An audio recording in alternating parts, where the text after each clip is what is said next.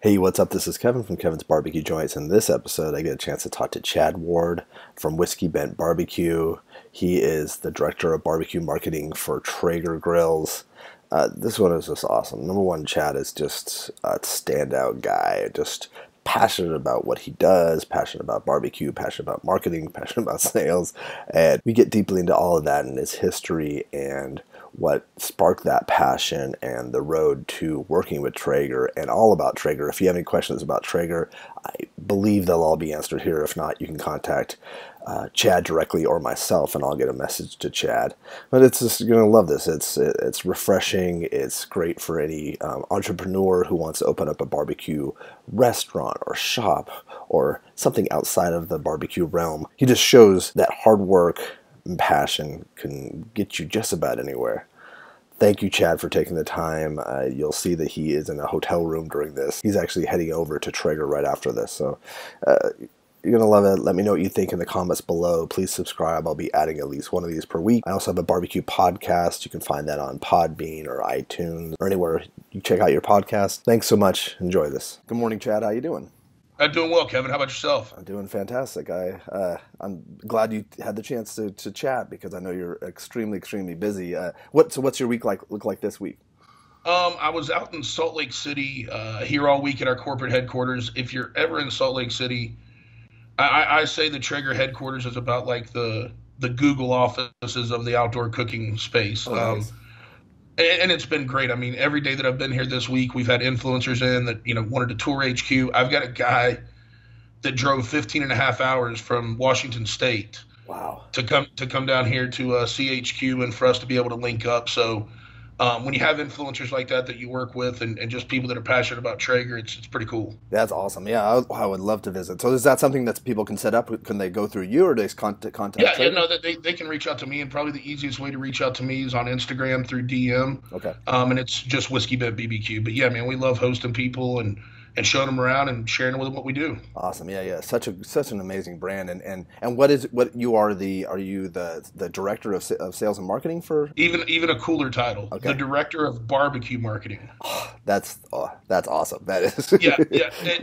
At Traeger, we kind of go to business through three segments. Okay. Barbecue being our biggest, outdoors, and then culinary. Okay. Oh, cool. Well, we'll get into that in a little bit, but I want to kind of get into your history because you've got so much going on, and I want to make sure that people know kind of where this all began. Where were you born? I was born in Lakeland, Florida. In my hometown. I still live there. It's I always say if Florida had a belly button, it's Lakeland. We're dead in the interstate, right, left, and up, down. So about 45 minutes from Tampa, 45 minutes from Orlando. Okay. Is that that's on the west side, right, or is that the east side? No, it's dead in the middle of the state. Oh, dead in the middle. Okay. Oh, Yeah, okay. dead in the Cool. middle. Cool. And so yeah, because I know that's where you live now. So wow, that's really cool. So when you were growing up, was barbecue part of your life? Kind of the way I tell the story is every either Saturday or Sunday every weekend was kind of our family barbecue day. And while my dad's a great father, amazing man, he was your typical propane grill cook, burn on the outside, raw on the inside. So I took over the tongs pretty early, about 9 or 10 years old, and just found a passion for it, and that kind of amplified once I went to college. Okay, and then in college, what was your major? I majored in finance. I figured if you could follow the money, you'd be all right in business at the end of the day. What a great background. Yeah, and I got a minor in criminology just because wow. I enjoyed the classes and that type of thing. So I did that, and the last 2 years I lived with a couple of buddies. We had a house together, and every Saturday, man, we just barbecued. And so I started on this remember the old Sunbeam gas grills? Oh yeah, for sure. Yeah.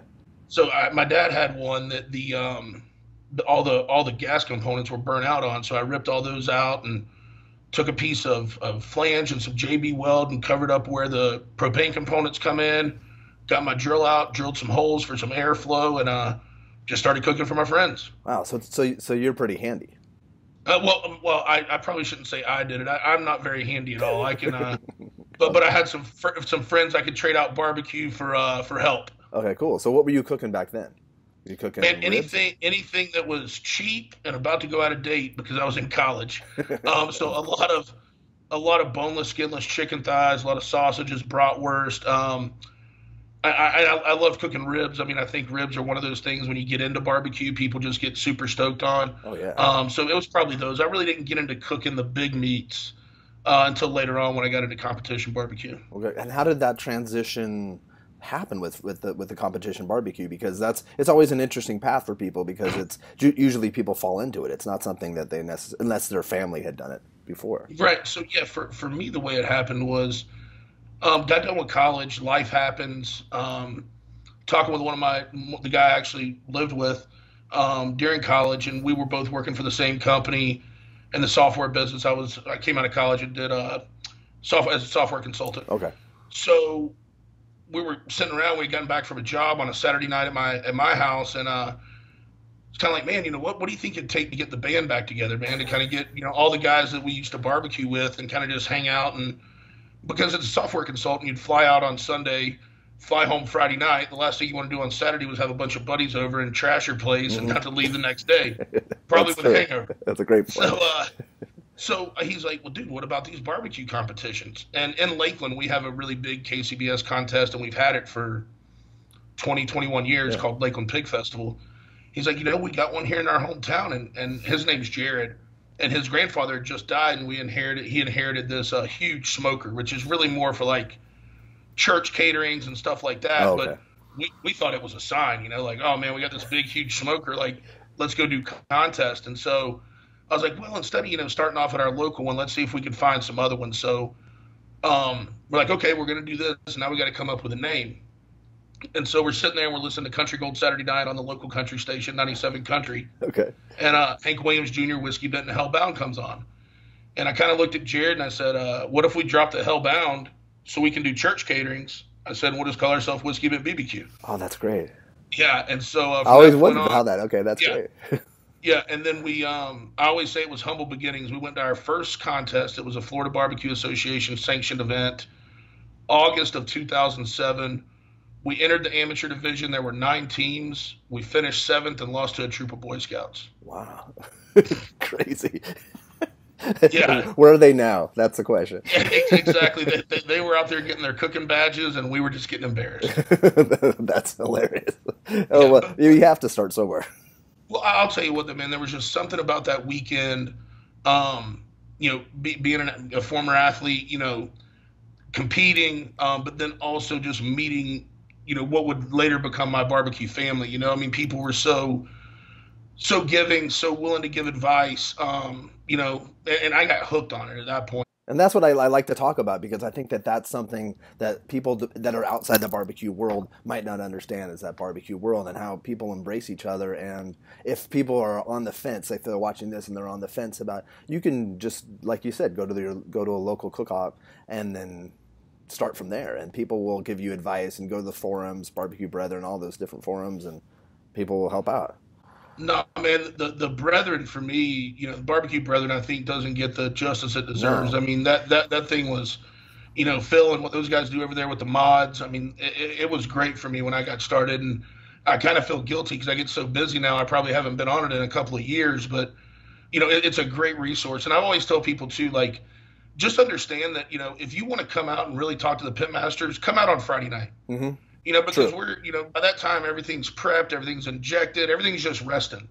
And we're more than likely having a beverage and just BSing, So come by. And I always say after 2 o'clock on Saturday, once turn-ins are done, everybody's just kind of cleaning up. I think it's a great way to get started. And then if you find somebody you click with, dude, I've probably had 50 people cook with my team. Wow, that's great to hear. And all I ever say is, look, man, just be willing to wash some dishes and help out. Mm-hmm. And so, you got to pay your dues, but I'm more than happy to let people come in and, hey, before you jump into this thing, because it's an investment to get into competition barbecue, make sure you like it. You know what I mean? And I want to say out of all the people that have cooked with us, I don't know that I've had one that hadn't got into competition barbecue. Really? Oh, wow. Yeah.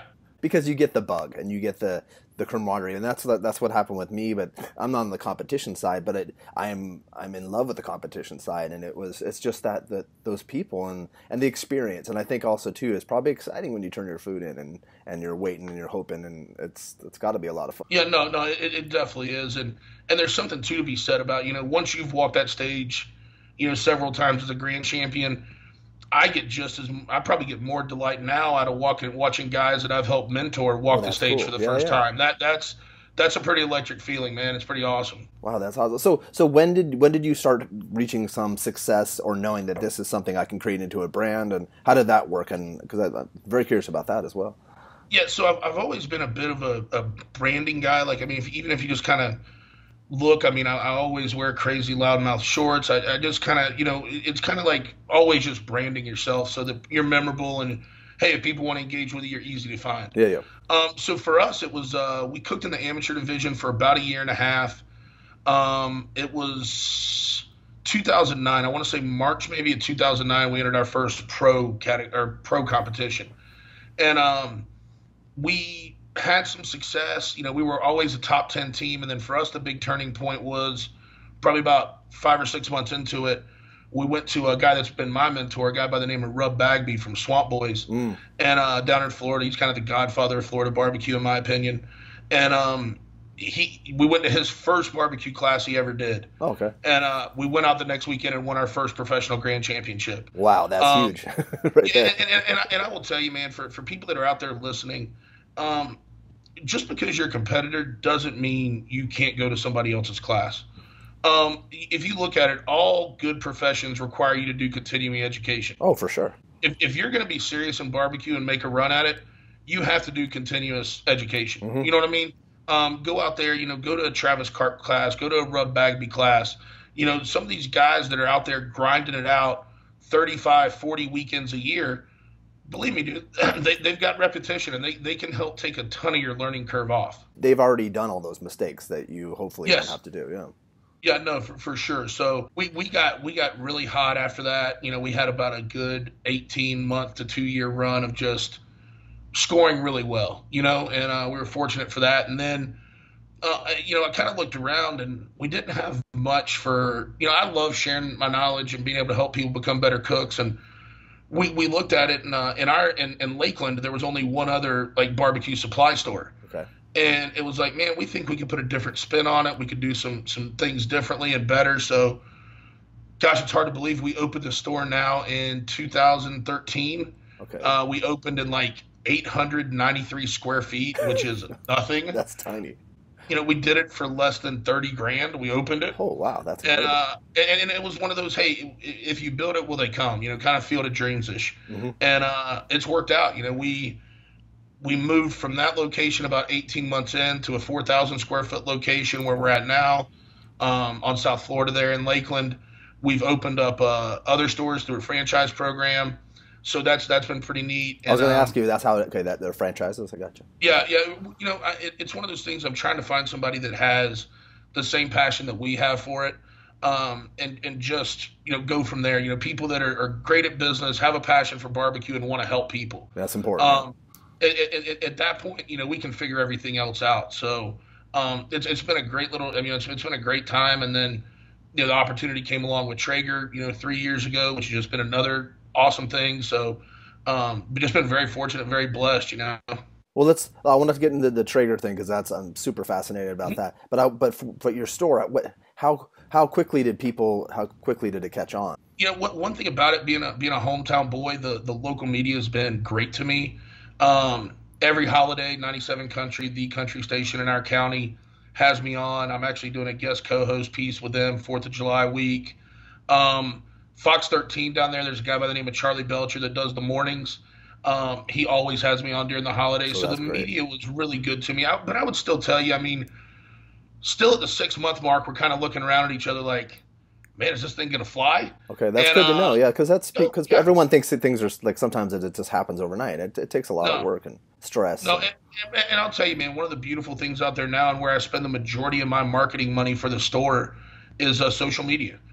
When I can go out there to Facebook and I can demographically target exactly where I want my message going, that's the way to go. But at the same time, I'll tell you, our new franchisees kind of went old school for our grand opening of the Dunedin store and took out an ad in the local paper and destroyed it. I mean, it was raining and we probably had between 500 and 1,000 people come out for a grand opening. Oh, that's incredible. Yeah. So I mean, don't just forget on the traditional ways of marketing either. So I think there's a nice hybrid there But I would say, to where I would say it was 9 months to a year in to where we were kind of like, okay, man, this thing's got traction. We can, and even 5 years in, man, I've never took a penny out of the business. I mean, if you're gonna continue to grow, you gotta invest in it, and there'll be a time where we can do distributions, and that's fine. But at this point, man, it's all about you're still in that growth cycle. Well, that's great. No, that's smart to reinvest. That's amazing. So you were selling, were you selling Traeger products, and then that's how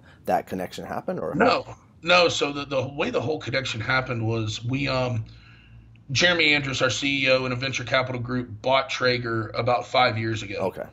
About a year into that process, I had reached out to Traeger, and my information happened to fall on this guy named Luke Edgar's desk, and Luke's our vice president of specialty sales. And so they're working late here at HQ one night, and he kind of goes, "Oh, let me check this guy out." And it just happened to be on a Tuesday night when I was doing my Whiskey Bent in the Pit show. Oh yeah. And he's kind of watching. He's like, "Dude, this guy's like talking to all the big names in barbecue. He's having a great time doing it. He's drinking some whiskey. Like this guy's on brand. He's real, yeah, on brand completely." Yeah, so he goes into Denny Bruce, which is our number two guy in the company, kind of our executive vice president of sales and marketing. And Denny's like, "Well, man, I'm going to be down in Florida. I'll just go check him out." And so came in and we talked, and Denny laid it out for me how Traeger was going to change the way they did business. And dude, I was hook, line, and sinker, man. Like, yep, dude, I'm in. What can I do with you guys? And so we came on as a retailer, which now, a couple years in, we're the largest retailer in the state of Florida for Traeger, and we're the second largest in the Southeast. Nice. And at that point, I kind of joined their pro staff. Was one of the first guys to do our Traeger shop classes 3 years ago, and it was great. And then about 2 years ago, they were looking at kind of, as I mentioned earlier, we were talking about the three segments that Traeger goes to market in: outdoor, barbecue, and culinary. And they were looking for a marketing director for each of those channels. And I was still in the software business at the time, and the opportunity came up, and talked to Denny, and came out here, met the team, the ones I hadn't met, and the rest is history, man. It's been an awesome 2 year ride, and I mean, I couldn't have picked a better brand to work with. I mean, it's just simply amazing from a marketing point of view, an innovation point of view. I mean, and just a community point of view, man. I mean, we really love Traeger owners, and they share that love back. And, oh yeah, and it's super cool, man. Yeah, it definitely feels like a tight knit community, and people love their Traegers. And it's interesting too how I could see how the marketing's evolving and how the presence is spreading within. It's specifically within because the culinary world I know about, but the barbecue world I could definitely see momentum the last year. It definitely feels even more so. Like, I knew about Traeger, and a lot of people knew about them, but I think that they're stronger on people's radar even now more than ever.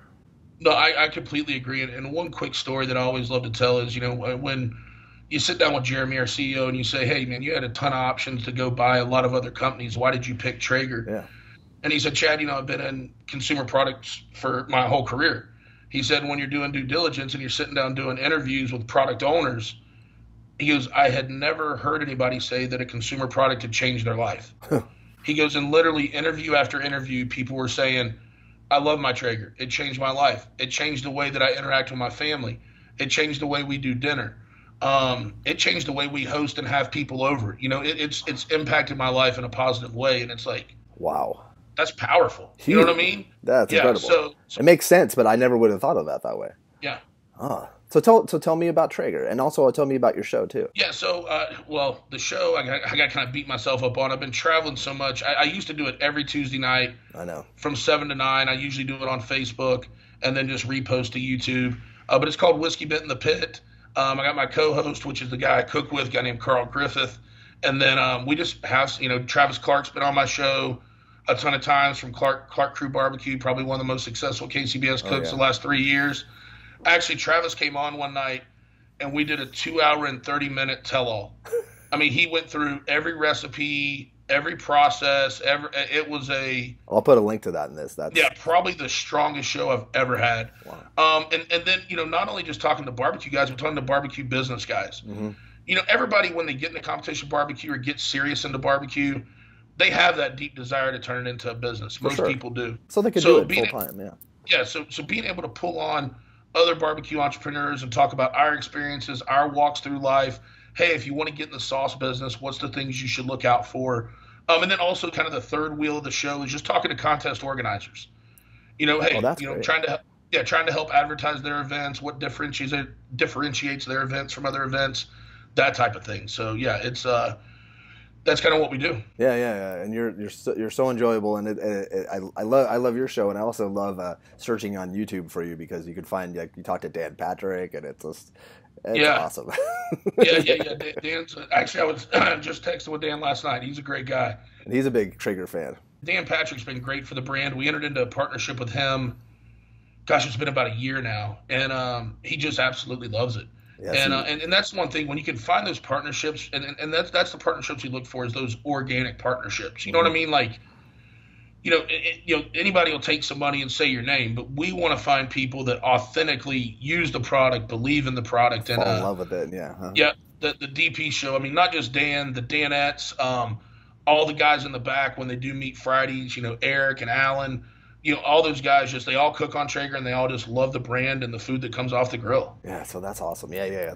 I'm glad you gave them a shout out because it feels authentic. There's a lot of times, yeah, you could just tell that someone's like saying a name brand just to say a name brand, but Right. yeah, which is okay. Everyone has to do what they have to do, but you could tell when someone and especially too, I think people start using Traeger and then they get addicted. So it's not your fault.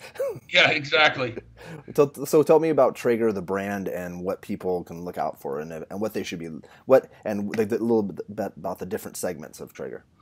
Yeah, so if you look at it, on the culinary side, it's pretty self-explanatory. We're going after folks that, like to add that smoked element to their arsenal, if you will. So like solid chefs, like Timothy Hollinsworth out at Otium in LA, one of our great partners.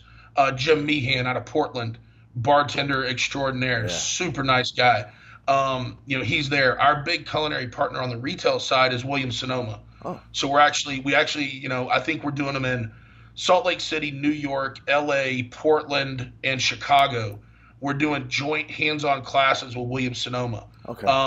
So we're bringing in, Timothy and those kind of folks to actually instruct it. So very high level instructors, hands-on type class at Williams Sonoma I'm on gonna a have to go to Traeger. one in LA. That's great. Yeah, let me know if it's something you're interested in, and I can definitely get you on the Yeah, I'd like VIP to take some list. We photos can and have film. Yeah, that'd be great. Yeah, Just to promote it. That's awesome. Yeah. yeah. So that's cool. What's going on the culinary side? The outdoor side is actually the longest channel that we've had a manager over. And it's just huge growth. We work with guys like Chad Mendez and John Dudley and Chad Belding, guys that are just at the top of their industry, but also just have this passion for cooking. Me and John Dudley in the past have actually went out.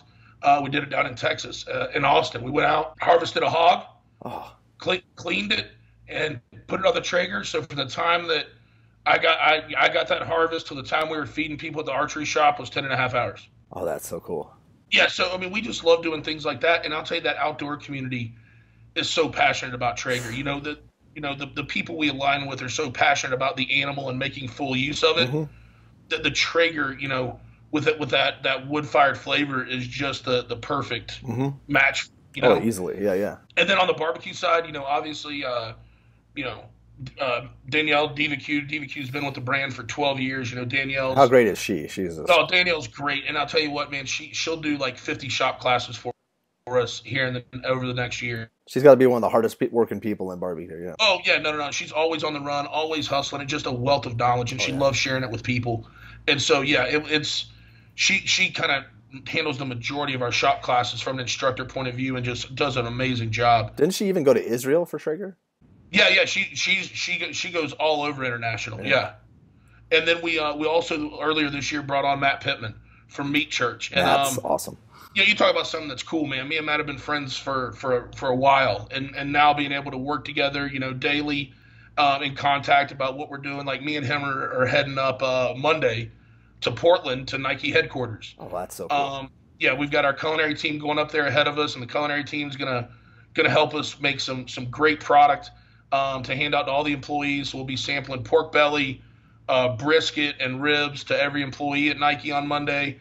And then Tuesday, Matt's leading a shop class for the Nike executives. Oh, that's So great. just two great brands getting to kind of integrate, and we're all doing it around the launch of their new Monarch Nike shoes. So it should be a lot of fun. That is awesome. So if someone's watching this and they're interested in jumping into Traeger, is there kind of a starting, like an introductory cooker that they can go into, or what would you recommend? Or I would tell you right now, go over to the website. Our amount of content over on the website is amazing. Yeah, it's incredible.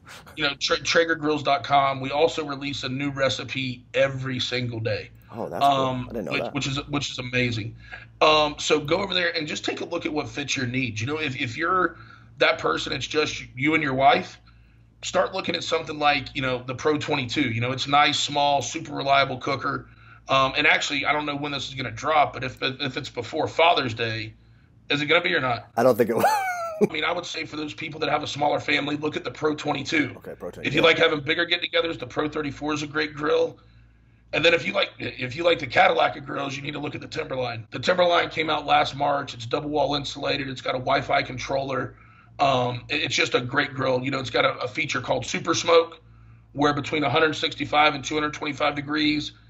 When you're in that mode, we put about 3 times more smoke in the chamber. So if you like that little bit smokier food, what we did with that grill was we took some of the things that people like to beat up pellet grills about, not being able to sear, not getting enough smoke, and we just destroyed them. It'll get up to 500 degrees. We actually have a sear setting for the grate so that you're right down almost on that drip pan. That's really so you got the circular convection heat, but at the same time, you also have the radiant heat coming up from the fire pot. But yeah, a lot of research went into it. Michael Colston and his team here at Traeger on the engineering side are just amazing. So it was always fun to work with them on kind of designing it and bringing it to market. And those guys, nothing I can talk about yet, but those guys have still been busy. So cool. No, I'm sure they're smart guys. keep an eye out. There's a lot of fun stuff coming, but just hey, for us, it's always listen to the customer. And if people don't understand what a pellet grill is, can you explain really quickly what that is? Yeah, absolutely. So a wood pellet grill, on the left-hand side or whatever side, you've got a hopper that holds wood pellets. So it's 100% wood pellet in our case, and you kind of use high heat extrusion to get that pellet to hold together. You dump the pellets in the hopper, you turn the grill on, you set the temperature you want to cook, you pick the temperature you want to cook at. And what happens is, based on the algorithms, that temperature that you're reading inside the pit kind of looks at, hey, this is what it is internally. What do I want to be cooking at based on what you've set the controller to?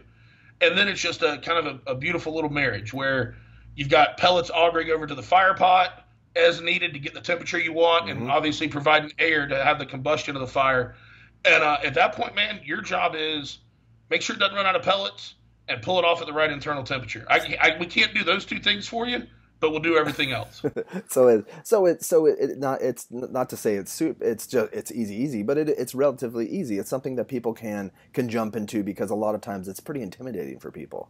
Well, I think the reason people love it, especially for entertaining and those type of things, is it's not throwing a log every 45 minutes. You know what I mean? Like you can get the meat on your Traeger and you can go inside for 2 hours.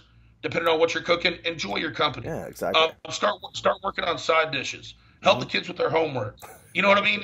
No, that's awesome. But you can still get a great wood-fired flavored meal. The invention of the pellet grill, what a great invention. And then because I've had over the years, a lot of people have said, "What do you think about these, or which ones should you get?" And I always point them towards Traeger, because they're like the pinnacle, they're the apex of pellet grills.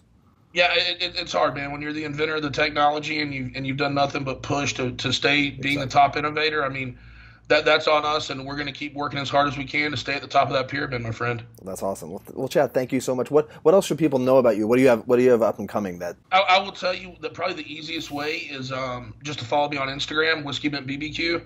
The schedule is always very fluid, so I can tell from but I love to announce where I'm going, because literally I'll try to find an hour or 2 where I can drop in after an event, meet up with some Traeger users at a dinner or a bar, just to kind of shake their hand, thank them for being part of the family, and answer any questions they've got. So if you follow me there, I'll tell you, I try as hard as I can.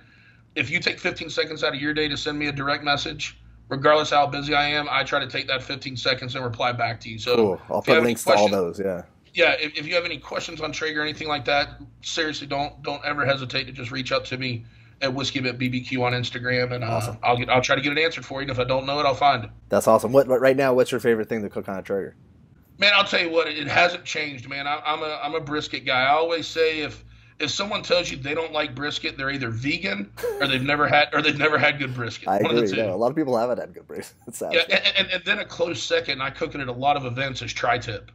I'm a huge fan of the reverse sear and tri-tip. You know, you can feed a lot of people with it. It's a very high yield product, and it's just really tasty. Yeah, definitely. And I think like for people with tri-tip too, is look online for the proper way to cut it, and then you're set. Like it's. Yeah, actually, if you go over to Traeger Grills, we actually made a really cool infographic Oh, awesome. that shows you exactly because I love tri-tip. Yeah. Yeah, exactly how the grain runs and where you should be slicing it. So literally, I mean, you can't do it, but you can literally cut it out, put it on top of the tri-tip, and just follow those directions. I'm going to go to that right after we talk because that's Sure. I'm going to get because then a lot of people ask me questions like friends and stuff because I'm in California, we cook a lot of tri-tip, but you've gone to places and even with brisket people don't properly know how to properly cut it, and that's an issue if you don't cut. Always against the grain. You can work as hard as you want to and make the best piece of meat, but you go and slice that brisket or tri-tip with the grain. Oh man, it's a whole lot of work gone bad. So that's a good takeaway. Against the grain is always against the grain. Excellent. Well, that's awesome. Yeah, brisket's one of my favorite meats, but it's tough because you'll love brisket and then you'll have some ribs and you're like, you can fall in love with every piece of meat. That's. Yeah, no, that's the awesome thing about barbecue. Another thing I love about it is there's 100 ways to get to good barbecue. Mm-hmm. Yeah. You know what I mean? As far as times, temps, seasonings, those type of things. It's all personal preference and what you like. Until you get to the competition game, and then it's what the 6 judges like. But for most people in their backyard, man, it's cook what you're comfortable with, cook what you're passionate about, and just share it with friends. Yeah, exactly. Yeah, because some people like sweet, some people like savory, some people like dry rub, wet, everything. Yep. Yeah, it's crazy. Well, cool. Well, thank you so much, Chad. I really do appreciate you taking the time because it's you're a busy man. But well, Kevin, anytime, man. It's been a real pleasure, and I appreciate you having me on, and I appreciate the folks listening. I look forward to meeting you in person someday. So now that I know you're in LA, I'm out there probably every 2 months, so I'll link up with you next time I'm out and got some time, and we'll shake hands and talk a little barbecue. Get some food, talk barbecue and get some food. Cool, excellent. Well, have a great week, and I'll talk to you soon. Sounds good, Kevin. Take care, buddy. Thanks.